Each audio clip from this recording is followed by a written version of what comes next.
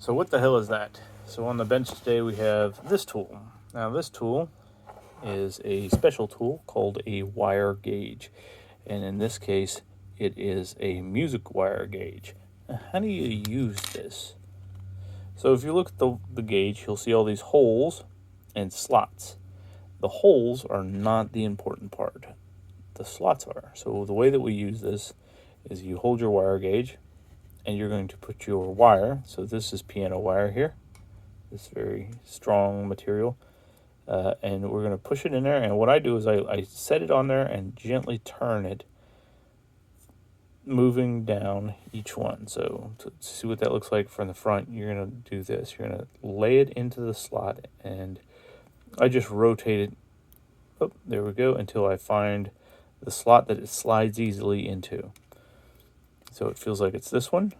So we're going to just double check on this side.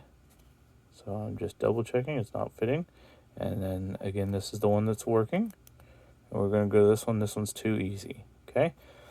So we can say that that is 0.045, or we can roll it around because this is the way that music wire is sold. And we can see the gauge number. And the gauge number on this is 20, which is what it says on the packaging. Now, I got this piano wire came with a lot. So I actually have no idea if that's the proper bag for it. So that's why I was checking. So it should fit in there and roll around inside there easily, but it should not have play. So if you look at it from this edge, and I realize this is difficult, I'm sorry.